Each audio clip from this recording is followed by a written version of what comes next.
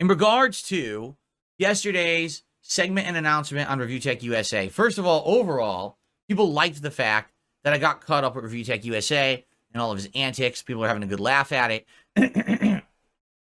Especially because I was watching the Kino Casino guys react to him, and it was like, you know, it was funny because people are like, it's the ultimate react loop. So you made content, Rich reacted to your content, Kino Casino reacted to Rich's content, you reacted to Kino Casino's content, but it all started with your content. When you think about it, I want you to think about how crazy that is. Just simply because I'm a creator and I make content, there are people who react to it, and it just creates a giant circle, ecosystem of content because I'm a creator. If I were to turn off my camera today and say I'm done and never come back, there would be an entire group of creators who would be like, fuck, what are we doing now? Phil's gone, right? And I'm not saying about Kino Casino, they react to a ton of shit. I'm just saying in general, you see how there's like these circular ecosystems that grow as opposed to, you know, people who just sit in there making their own content. Like, that would happen. There'd be entire YouTube channels. I'd be like, oh, fuck, what do we do if Phil is gone and doesn't make content anymore? It's just wild to think that, right? Anyway. So, yesterday I did this big segment about Review Tech, right? And the general consensus is, great segment, but we're not so sure about how you ended it. What do you mean? Well, the end of the segment was basically, for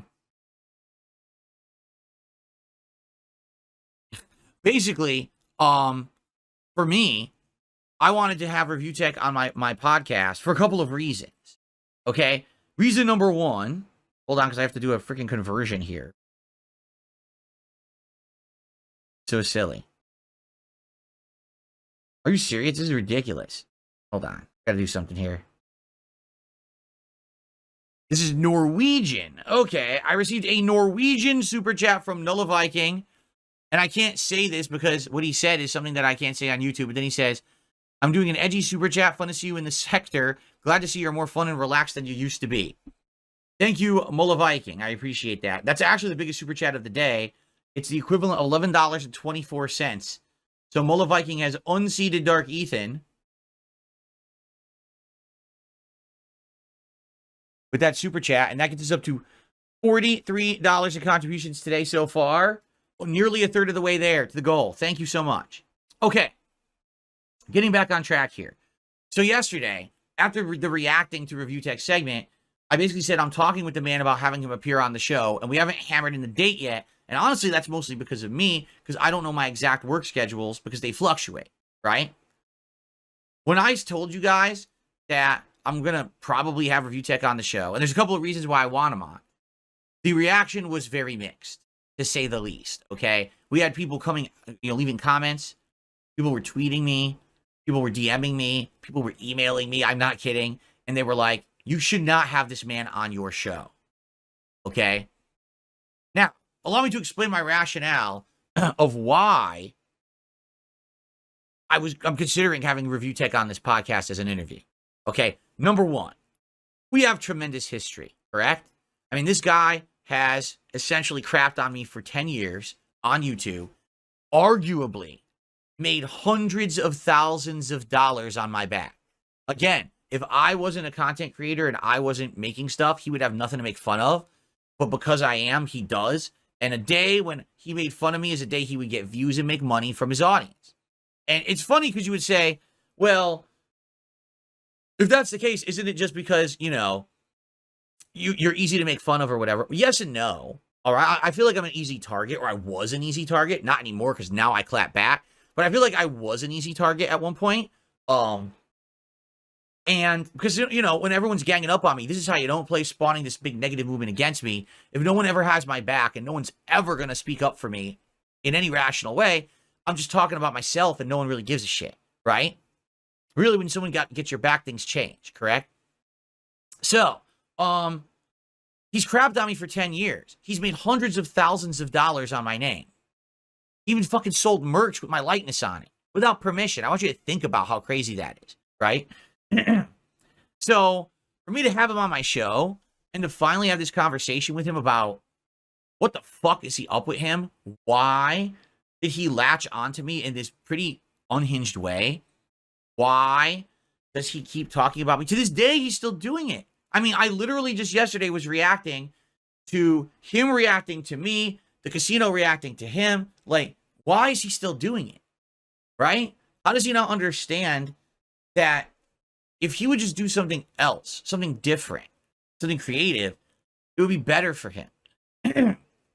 His same shtick of let's crap on Phil today doesn't work anymore. It works for a very small percentile of his audience, and it works if he wants to court my detractors, right? So really, that's all he wants. All he wants is the detractors' attention. He'll get it, but that's all he's ever going to get. He's never going to grow. He's never going to have content that's going to have longevity. It's just going to be, I need money today. I got to turn on my stream, rag on Phil for a couple hours while popping edibles, and then go back off stream, and that's it. That'll be his life forever, right? He really needs to change things. You know, it's just stupid. So number one, just the fact that we have this history, right? But it's always been one-sided. It's always been him crapping on me. But now, the opportunity to have him on my show, in my realm of existence, in my space, and to have a real conversation with him about what is going on with this guy and what goes through his mind, I think it could be fascinating. Okay, really. Just honestly, I think it would be fascinating. Now, outside of that, there's the whole drama aspect. Let's be honest here, right? Like the drama stuff. And if ever there's going to be drama, right? Definitely me and him, mano a mano, on a show, going back and forth, that's going to be drama. You just know it is. Like, what are the chances I have him on the show and it ends up being the most cordial conversation possible? Like, what are the chances of that happening? Probably 0.00001%. Right? Maybe. I mean, that's all I could think of, right? I think, here's the thing. I think it makes sense. The idea of the interview makes sense. But here's why some people have reached out to me, okay? There's two major reasons. Reason number one, people are not convinced that Rich is going to show up on the show and be a serious guest, right? They're actually convinced that he's going to come on the show and actually try to pull stunts and shit. Like, for example, we were just watching the video yesterday. He called me the hard R, right? I want to, you know, people are saying, do you think the mic boost got erased? Hold on. People think the mic boost got erased? Nope, it's still there. The +3 decibel, it's there. There was an airplane flying over my house, and it was making a lot of noise, so maybe the microphone muted that, and because of that, it was silencing me, but now it should sound normal again. It was a really loud airplane going over my house right now. That's probably what you heard. Okay, so anyway. Yeah, I mean, he literally called me the hard R in his content, and it's like, what the hell? Never in my life, and listen, I grew up in Bridgeport, Connecticut, which a lot of people laugh. Connecticut is this snooty, rich state. No, it's not. There's a very small portion of Connecticut where a lot of rich people live. Everywhere else is kind of ghetto. And I grew up in a kind of ghetto area, all right? I didn't grow up affluent or rich or anything like that. And I lived in like nearly ghetto areas, right? I knew people who were really bad into drugs and gangs and bad things. Not once in my life have I ever been called the hard R. Okay? Growing up in a bad area, it never happened. But now, at 42 years old, I'm being called the hard R by a man in his 40s who's also a content creator. And it's just fucking bizarre. Okay? So basically people are like, we don't trust that ReviewTech's going to come on your show and act professional. He might come on and try to pull stunts. He might try to do something extreme that's going to get you in trouble on YouTube, or he might not be able to hold his tongue and he says something stupid, and now you get in trouble for it because it's in your content. Okay, so that's reason number one that people don't want him on the show. Okay, the other reason is very simple. Basically, people, I hate to say it, are not really wanting Rich to get any kind of attention, popularity, or positivity thrown his way. Basically, they're like, no, you have to understand that in regards to ReviewTech, this has been a downfall that's been a long time coming, and he deserved it, and he was insulated from it for a long time because no one really was looking at him. He had 1 million subs, and everyone thinks that 1 million sub YouTuber is kind of protected. I mean, there's some exceptions there like Boogie, but for the most part, like, he was insulated from any criticism.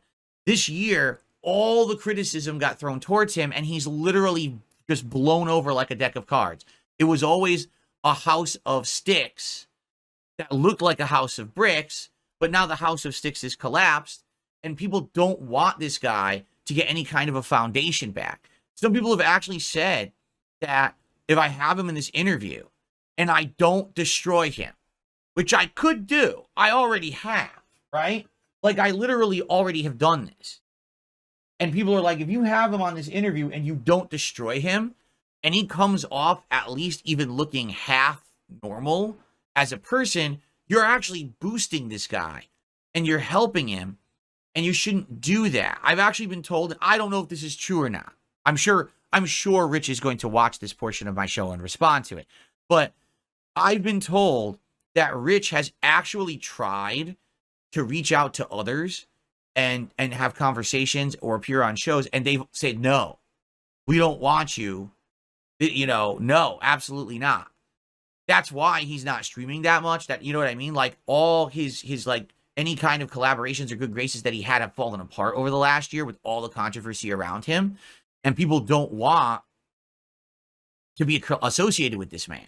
So for me to have him on the show actually does him a favor, because it's going to get people talking about him again at a time when literally everyone just wants to forget about this guy and have him move on and be forgotten and erased from the internet. All right? I mean, the Kino Casino guys were saying it themselves. It's just very weird. This guy has over 1 million subs on YouTube, but he's losing 5,000 subs a month at an exponential rate. It's increasing, actually. And he goes on stream, and he's only getting a couple hundred viewers. Right? He's only getting like 200, 300 viewers tops on his streams. So where did his audience go? They're gone. He has 1 million dead subs who don't care about him or his content. So why am I going to give him the avenue to basically come on my show and be seen in any kind of a light? Even if it's a negative light, it's still a light. It's a highlight. And he wants the highlight right now. That's why he's reached out to me. I gave him the ultimatum. I said, this is it, your last chance. You don't have to respond, but if you don't, you're not going to be on the show ever again. And then all of a sudden he jumped and said, oh yeah, I want to be on the show, right? Because in reality, he wanted to be on the show all along, and he's realizing this is his last chance to try to get any kind of attention. So, and by the way, this is all speculation. This is what I'm hearing. This is not facts, okay? This is what I'm hearing from people. A ton of people contacted me in 24 hours to tell me this, and I'm like, so I don't know what to do, because everyone was of the impression they wanted him to be on the show. Everyone was like, yeah, have him on as a guest. We want him as a guest. This is great. But now I actually finally got the guy to respond 2 months later, right? And now it's like, after what happened, we already felted the guy in his documentary, and he's definitely fallen off, you know. No, I meant what I said. If he does come on this show and he is high, or he's popping edibles, or there's any indication that this guy is on drugs or anything, he's gone. I'm just going to hang up. I will flush him. You know, I mean, I want to have an appearance that's a real conversation. I don't want this to be, oh, he's going to appear and then he's going to be taking it like all jokes and acting like an asshole. And then again, what if he says or does something that's extreme or whatever, you know?